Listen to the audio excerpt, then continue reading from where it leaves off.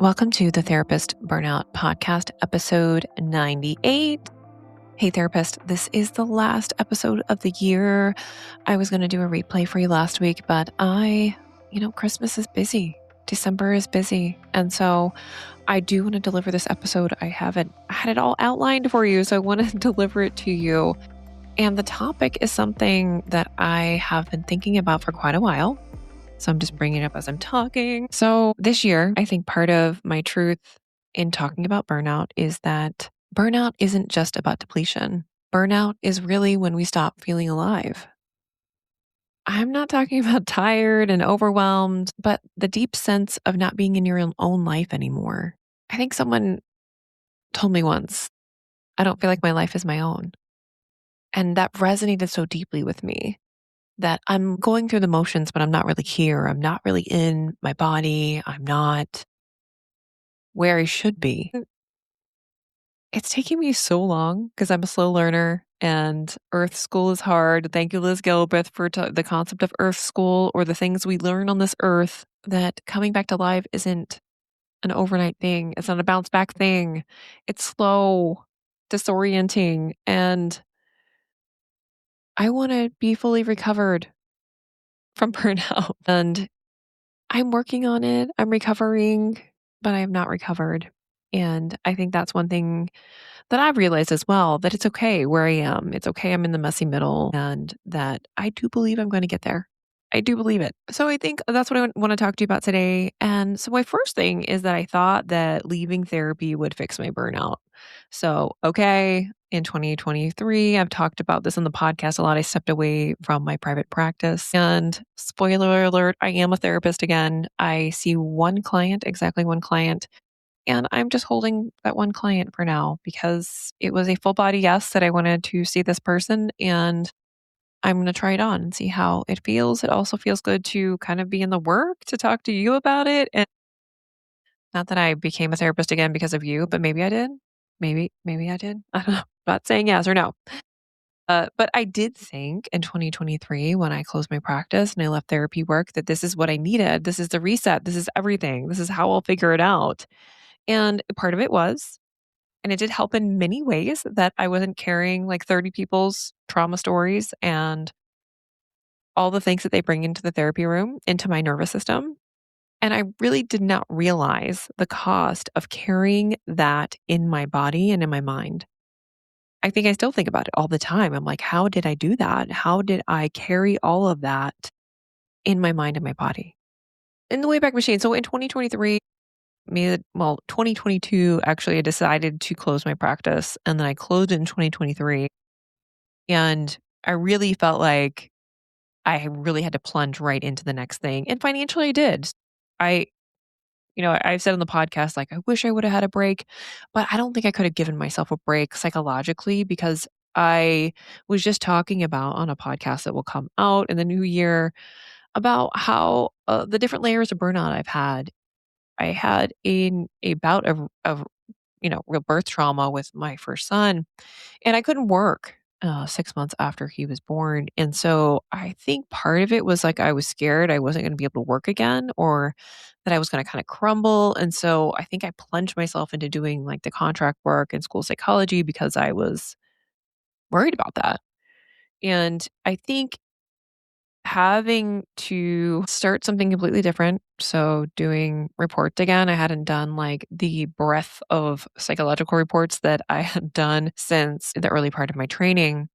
And it really pushed me into a lot of overworking and feeling like I had to prove like I was a good employee, or I wasn't an employee, a contract worker. I had to kind of prove that I could do the job, that I was competent, that I was someone could turn to. And in many ways, contract work as a psychologist writing reports is very different than sitting with clients all day. But it also has pressure. It also has time limited demands. And I still am learning to pace myself and not to demand perfection in my work, to increase and navigate my own capacity. So I guess even in that statement, I want my capacity to be something like I could do in my 20s, right? Something like I do before I had children, and that's not realistic. I can't do those things. I want to be able to make a certain income because we have financial goals of making some improvements on our house, of paying for like the expensive house and children that we have. Life is expensive in 2025 and it's not crazy things. It's like retirement and making sure that we have enough for ourselves because as I look down, I'm like midlife is just weird. You're in this place where you're like, I worked all this time to get this career. And then you're like, oh my gosh, I'm in this career. And then I have to think about ending the career already. Like, what is all the things coalesce? But I really thought in some ways that I didn't call it a career change. I still don't call it a career change now. I think it was a pivot. It was a job that I could do. And I didn't necessarily think it would solve my burnout, but I think that it would definitely help. And it did. And I still find that recovery from burnout is really like a really long and winding path. And it has to be separate from whatever role you take on because it affects your whole person. It has to, especially therapy work, because it is so personal and deep. And we thought it was going to be our dream career. So of course it's going to bring up all of that stuff. So really doing a deep dive into midlife. And also I felt this when I was like in my maybe at the top of every decade, I feel this. I don't know. When I turned about 30, like, did I choose the right career? That's what came up then. But I feel like existentially and developmentally, we go through these phases, every so often. And I think for a lot of female identifying folks who are the listenership of this podcast primarily, but anyone in midlife, there is this deep existential season of stuckness. And I think we're all reckoning with accepting this is the life that we built for ourselves, right? I made this decision to become a therapist, or I made this decision to become a psychologist, become a counselor, to become a caseworker. And we had dreams about that. We had like outcomes we thought would happen, how we'd feel, what we'd do, how the work would be. And we had to reckon with our realities and what that really is. And I think part of burnout was also this existential angst for me of like, wait, is this it? Is this where I ended up? And there's something that's like really honest in that, right? That I'm not okay with it. It's not where I want to be. And I used to feel like that was a failure. So when I first left therapy work or when I was thinking about leaving it, I'm like, what the hell do I even do? I see this post probably like 5 times a day in these therapist groups. Like, what else can I do other than therapy work? And I think this question is a doorway. It forces us really to look at what is not working and what we need to change. And some of that might be internal work. Some people I have worked with, they have worked on some of this stuff and they still continue to be a therapist.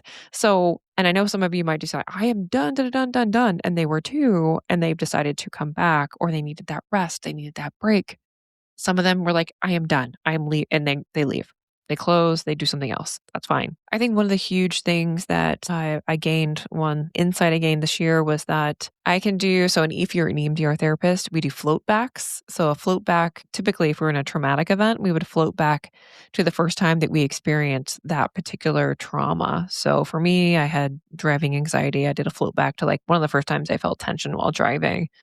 Like my first memory is like probably learning to drive a stick shift, which my parents had stick shifts. I had to learn on a stick shift when I was driving or a manual vehicle. And that's really hard. If you haven't driven a car, you're now driving a manual car. But I think to think about this float back or a bridge back, I like a bridge. I'm making my own thing up. My bridge back to aliveness, I'm almost imagining like a rainbow, like what were my first experiences of feeling really alive? And I understand that youth brings a different sense of aliveness, but I think they are pathways. One of the memories that I come up with, and I probably have talked about this on the podcast before, is choreographing dance routines with my boom box in the 80s with my neighborhood friends. That was one of the memories of aliveness that I often come to that I'm like, can I? And I'm not saying I'm going to get a boom box and like we're going to start dancing, but I do teach fitness classes. And I've thought about all the things I still dream of involve movement. And so I know that somehow that's a pathway. that's a pathway to me to think about that makes me feel alive. And I saw this somewhere in a podcast recently about like, name like 5 people that you would like to change places with in their career for a day. And my 5 people were like people who did movement. It was Shanti because Shanti does like dance on like TikTok and things like that. And like he's a fitness professional and just seems like an awesome human. He just seems really down to earth. So I thought of Shanti. I used to teach Zumba. I thought of the Zumba creator, Loretta Bates. I thought of her because she just, she moves beautifully. And I love like the things she puts into the world as well, just with like posts and things like that. Yeah, I think those were the only 2 I could come up with of the 2. I know it was like 5, and I can come up with 2, and they were both like kind of fitness instructors or fitness people. And then my brother reminded me one time, he was like, "Did you know you wanted to be Dr. Phil?" And like whatever with Dr. Phil, but at that time, like it was a really popular show, like you wanted to do that, and here I am doing these podcasts. So maybe I knew something that I didn't know. Who knows? Another thing that I thought of that makes me feel alive was concerts. So I really want to try to go to more concerts next year. So if I can, like, try to think of going to concerts or music festivals. For me, I listened to electronic dance music in my 20s, probably my whole 20s, and was dancing again, movement. Like I was dancing on the dance floor. I had friends and we would just go out all the time. I had a lot of fun in my 20s. It was really, really fun. So I think about that. Can I go to concerts or some music festivals? Also, like making things with my hands. I have in my history. I don't do that so much now, but I used to quilt, I used to make things. And I think that's one path I often hear people talk about for feeling aliveness. And that's one of the things I recommend to folks after burnout when they like, I have no idea what to do. Can you make anything? It could be nothing. You cannot have cherished outcomes. I had one therapist consultee who started doing some painting and really enjoyed that, just creating like paintings. So if it's like were into crocheting or quilting or painting or woodworking, my neighbor is like a prolific woodworker and I always get like really lovely things. I often think about like that electricity, that aliveness that I felt in my body then, and polyvagal theory and Deb Dana talk about those glimmers. And I think some of those can be like play, that can help us find our route back to play, is maybe me thinking about those memories of dancing or those memories of going to concerts.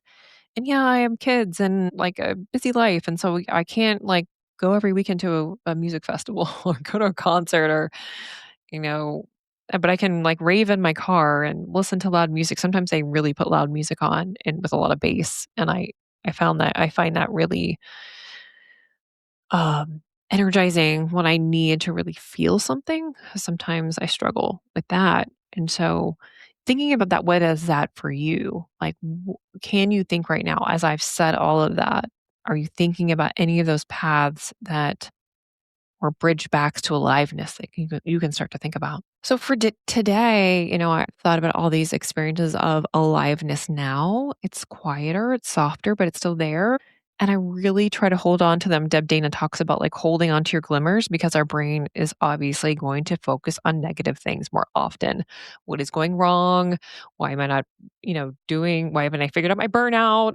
Why did that person like not respond back to me? All those things. So it shows up for me and like dinner with my tennis friends. So I just had one of those dinners where we laugh and talk about like the points or different tennis drama.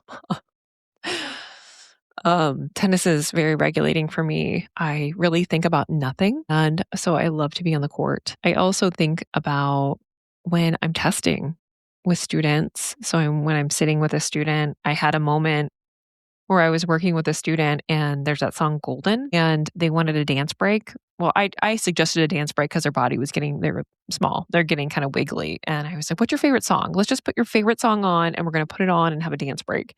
And it was Golden from K-pop or whatever. And that child sang the whole thing at the top of their lungs, did choreographed movements. And I was just like so impressed. And I was like hype manning in the back. It was wonderful. And think of those little moments. I had a connection with another student with music, I guess, because I just like music and they were connecting with me on their music. And I mean, just thinking of those lovely moments that you can have in your week. I think about laughing with my kids, with our dog. We have a new puppy. And so I often think about the times that we have with our puppy who brings a lot of levity to the house. The warmth in my husband's eyes. Just a wonderful human. I am married to a wonderful human. I'm very thankful for him.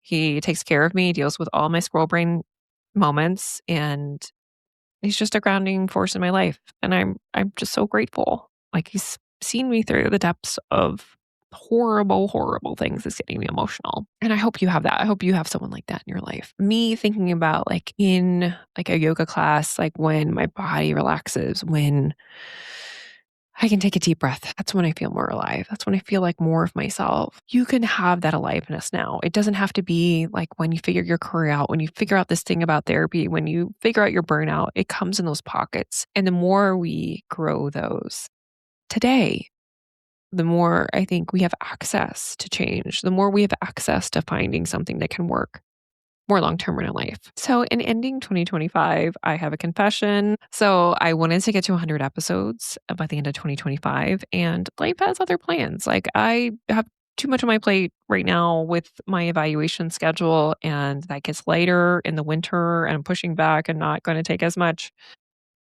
But I feel stuck sometimes, and I thought many times about ending this podcast, and then I get another email from a therapist who says something like, you're putting things like, you're putting words to the experience that I have or this pain that I'm holding. And that pulls me back in every time and has me know it's not about me. It's about you. It's about this work that I think is so important. And those messages keep me going more than you could ever know. So if you've written me a message, thank you. If you know me, thank you for sending me those things. And I would just say that I'm starting to believe in my voice and my ability to deliver this message and seeing strength in myself that I never actually thought that I had. And I want that so bad for the people that listen to this podcast. If they want to launch a podcast, if they want to do something else, maybe it's not doing things that I do. Maybe it's like, launching a private practice and seeing if that can work for them, or leaving or doing whatever they need to find your voice again. Because I know a lot of times therapists tell me they feel powerless, they feel hopeless. I want you to feel the strength that you've forgotten that you've had, because I forgot I was strong. And believe me, I have times that I don't feel that way. But I know that you need to hear that message because I needed to hear it too. I think this year something is starting to happen and shifted in me. My ambition has really softened a lot. I I think for years thought I would like build this practice and like have it be successful, like maybe add therapists and have a group practice and maybe have that be financially successful. And I didn't do that. And so that striving energy that I had, I think definitely followed me into some of my contracting work. And I wanted to like be competent immediately and something I hadn't done in like 8 years. It takes time to brush up on things, like learn about executive functioning again and like diagnosing ADHD and ASD again and all of that. I think something inside of me finally shifted and said, like, we can't do this. Like, you just need to live your damn life. And that's one of my hashtags. The curative burnout is living your damn life. And I know that I still have ambition. Like, I still want to do things. But I think I just want to do it in a way that's less hurried, less hungry, less tied to my identity. And I don't really feel pressure to build anything huge or have it be impressive or turn something into a grand plan. So, what I'm working towards now is really thinking like I was using my podcast to build something towards a career goal for me. And this year, I came to the realization like this podcast may never be a career for me. It may be a project that I have and it will have an end at some point. I don't know when the end will be. It's not now. I'm not ending the podcast now, but I know that it has to be something simpler, something that I can sustain more. And I'm trying to figure that out. Like, what does that feel like? Okay, I didn't podcast last week. Like, that's fine. I could replay an episode perhaps. I didn't have time for that, so I didn't do that. But I think my roles in meeting my own goals for my humanity, like my physical, spiritual, my social needs, that's first. Then it comes to my kids and my husband and having enough energy to feel alive. Like those have to be first before there's anything left over. And I wonder what you can take from that. Maybe you're thinking of I can't do therapy work or I can't do work in this way, burnout to a crisp. And you're trying to find the next path. And I think first path I'd like you to walk is come back to yourself and figure out what you need as a human. That's the path out of burnout. That's the path out to figuring this out. I also want to tell you it's not too late. It's not too late for you. I don't care how old you are. I don't care if you're near retirement. It's not too late to find friendships that feel good, to find sustainable work, to feel alive again. And if you don't feel any of that, it's not okay. It's okay. It's okay. I felt pretty numb for the first 6 months to a year, honestly. It starts with those micro moments, with those glimmers, with finding a little pocket of aliveness and then trying to grow those. That is what I'd like to leave you with for 2025. In 2026, I have exciting things, I think, to talk about. 100 episodes will happen in January, not in December. That's fine. And just some more directions for where we're going on this podcast. I am still looking to have more guests. So I found that I love my energy with guests. And so I'll probably have one or so guest on a month just because it's hard for me to schedule. And then likely 2 to 3 solo episodes in addition to that. In January, I am launching a group called Leaving the Chair. So that is a group for therapists who are done, they're burnout, they don't know what to do next, and we figure it out step by step. And we may not have the full path, but you try to figure out what is the first next turn that I need to make. A lot of you tell me that you feel stuck and you have no idea what to do, but you stay stuck. You stay alone and not focusing on it. And so I've developed this experience for 5 to 8 other therapists. I'm launching it first to my email list. So if you're not on the pen pal list, get on there. And then I will podcast about that when it opens in January. So get on the pen pal list. You'll get the soft opening to that. It's a very small group, so it might be filled up by the time this airs even. I mean, I don't know how fast it will go. I don't know how many people will sign up. So join the pen pal list. You'll be the first to hear about it if you haven't already heard about it. And yeah, I look forward to meeting you there. Okay. Have a good one. Happy New Year.